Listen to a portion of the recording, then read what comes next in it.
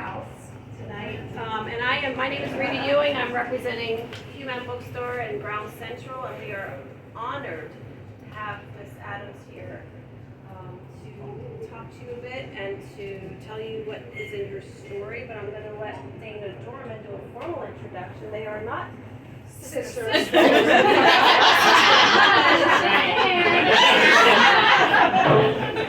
Pure coincidence. Dana's a longtime, lifelong friend of mine, and then a huge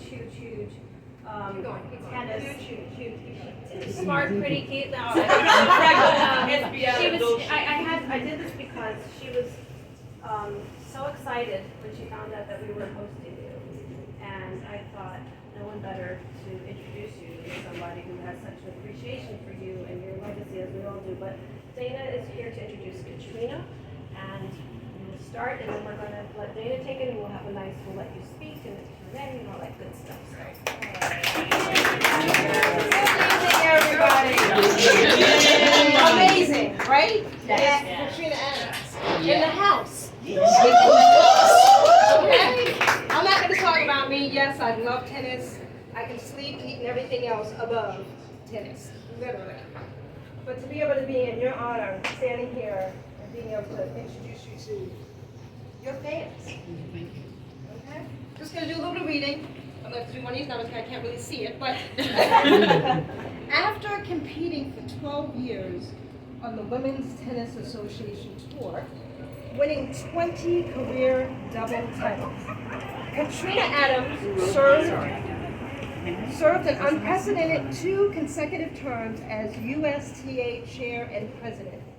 Adweek and Forbes named her one of the most powerful women in sports, and Ebony magazine put her on its Power 100 list, and she lives in Yonkers, New York, where she serves as executive director of the Harlem Junior Tennis and Education Program. Woo!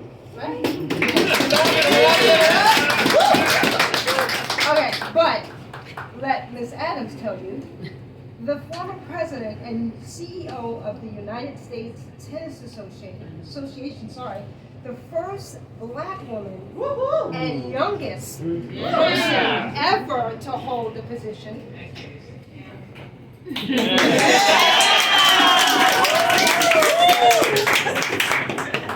With the responsibility of $300 million plus annual revenue, and herself, a former professional tennis player, has penned a book, Own the Arena. All right? As the president and CEO of the USTA, Ms. Adams showcased her ability to impact, influence, and make sound business decisions while navigating a plethora of moving parts and 700,000 plus members. Yeah. Impressive. Yeah. So I'm not going to take up any more time with my doppelganger.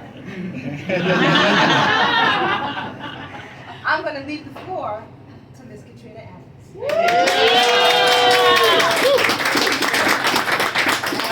First of all, thanks everyone for coming out. This is really inspiring to see so many friends, people that I know, some people that I'm meeting for the first time to come for this gathering. I want to first thank Ground Central for hosting this. Thank Benny at Ground Central. I want to thank Shirley and Rita and Melody and Dana for your support, and Human Bookstores for organizing tonight. You know, this is my first New York City book signing, so it's very special to do it here and do it amongst friends. So thank you so much. My story is an inspiration of love. It's an inspiration of passion, and it's a pathway that no one else will probably ever take. It's very unconventional in getting to where I've gotten based on the bio that you just heard. From the west side of Chicago, I grew up in Garfield Park and started playing tennis in the Parks program, and I was a tag-along sister. My brothers were 7 and 9 years older than me. The program was 9 to 18, and I was 6. And so I was very fortunate to finally beg my way into the program after badgering the coaches and my parents for 2 weeks saying, I can do that. And I always say the rest is history. But the rest is history because I have people that actually reached out their hand and pulled me forward, that thought I had potential, that thought I had an opportunity to be a very good tennis player. No one knew in the 70s, so at least my parents didn't know. We didn't know what tennis was. We had no idea where tennis would take me, the opportunities that it would present. As I got older, an opportunity to get a college scholarship at Northwestern University, one of the top universities in the country, and then go on to play professional tennis for 12 years.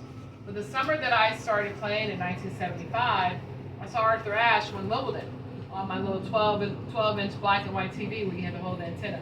And I was like, wow, you can do this on TV? That's really cool.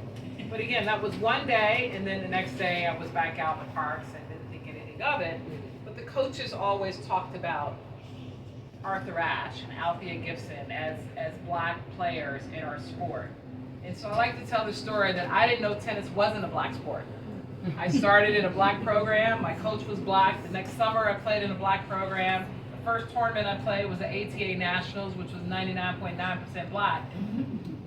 I didn't know any different, but I didn't know it was supposed to be black or white. It was just something that I did. It was a hobby that I played and that I enjoyed. It wasn't until I started playing our sanctioned tournaments, our USTA district, Chicago District Tennis Association, so there were CDTA tournaments, that I showed up and I started becoming the only one.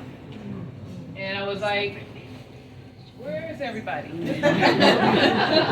I was like, okay, well, all right, who do I play? Okay, I'm just here to win. I'm just here to win. So the title is called Own the Arena, Making a Difference, Getting Ahead, and Succeeding as the Only One. And so the only one for me started off at a very early age as either being the only black, the only person of color, and then ultimately the only woman as I started to be in meetings and business arenas as I got older. And you don't really think about it until you're in those moments, or maybe when you're out of those moments and you start reflecting and understanding what that means. As I progressed, my only goal was to make sure that whatever I did, I made a difference. So I was always about giving back. My parents, I grew up watching them. They were teachers.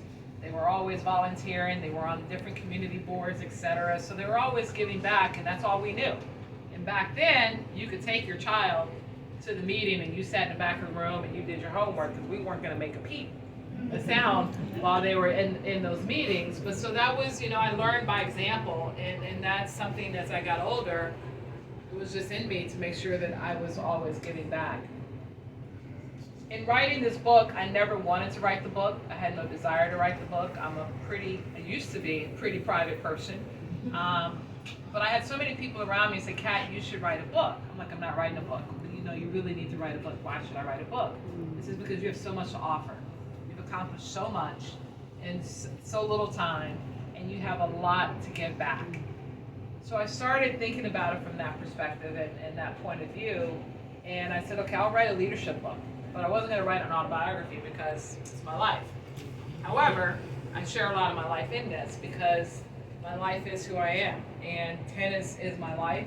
Tennis has always been my life, and it's provided me the opportunity to be successful in so many levels in so many different arenas and travel all over the world.